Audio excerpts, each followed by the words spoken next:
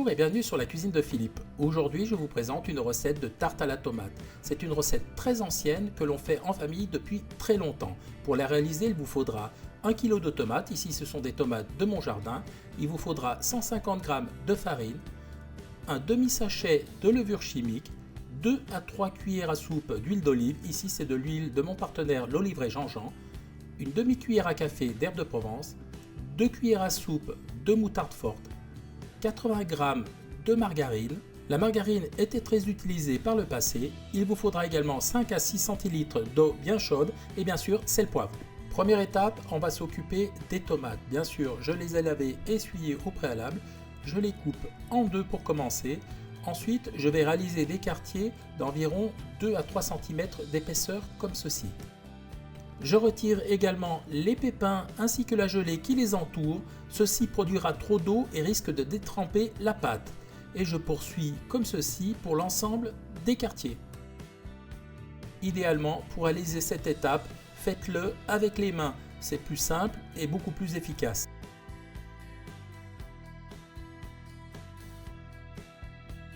À l'aide d'un couteau, je retire les parties vertes ainsi que le trognon de la tomate. Lorsque la première tomate est coupée, je vais mettre les quartiers dans une passoire. Immédiatement, je vais saler abondamment les tomates de façon à ce qu'elles dégorgent. Cette opération est très importante, ça va retirer de l'eau de végétation. Et je fais pareil pour l'ensemble des tomates.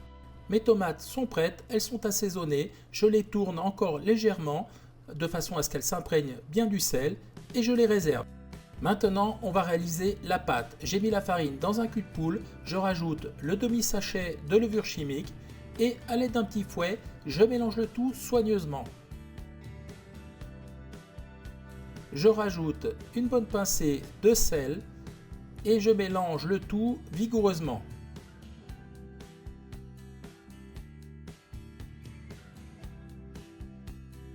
À présent, je rajoute la margarine qui est à température ambiante et qui a ramolli. Et là, à l'aide des mains, je vais sabler la pâte.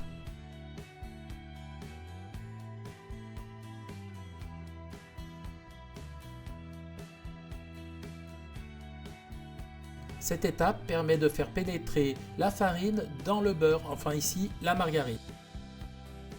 Lorsque la pâte est bien sablée comme ceci, on va mettre l'eau. Alors attention, l'eau est hyper bouillante. Je ne mets pas tout, je vais mettre comme ça pour commencer.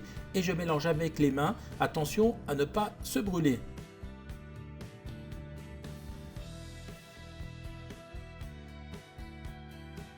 La chaleur de l'eau a fait fondre la margarine. La pâte est très collante.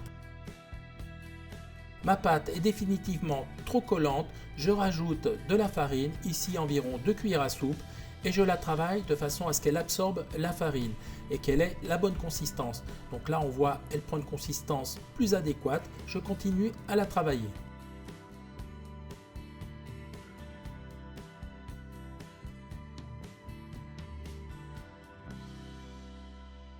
La pâte est encore trop humide, je rajoute encore de la farine et je la travaille.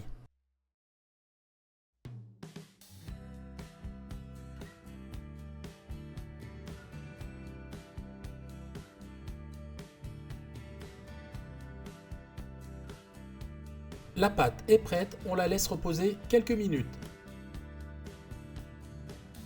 Maintenant, on va étaler la pâte. Pour commencer, je fleure mon plan de travail avec de la farine et à l'aide d'un rouleau, je vais étaler ma pâte assez finement.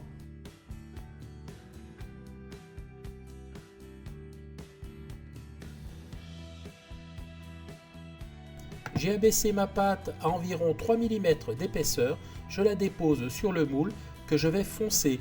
Donc la technique consiste à enlever toutes les poches d'air et appliquer la pâte sur tout le pourtour du moule.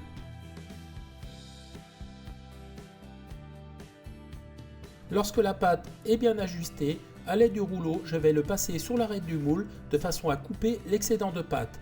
Cet excédent, on va le retirer et à l'aide des doigts, on va ajuster la pâte de façon à avoir une jolie tarte.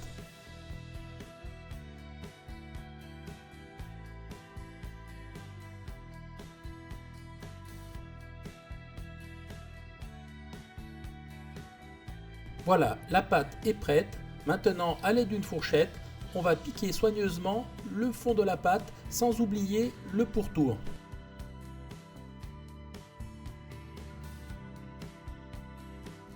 À l'aide d'une cuillère ou ici d'un pinceau, on va appliquer une bonne couche de moutarde sur la surface de la pâte. La couche doit être bien régulière, elle permet de donner du goût à la tarte. La moutarde est appliquée, à présent on va mettre les quartiers de tomates.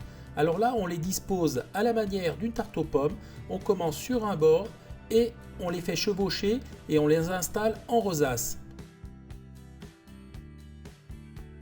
Les tomates sont installées, à présent on va assaisonner.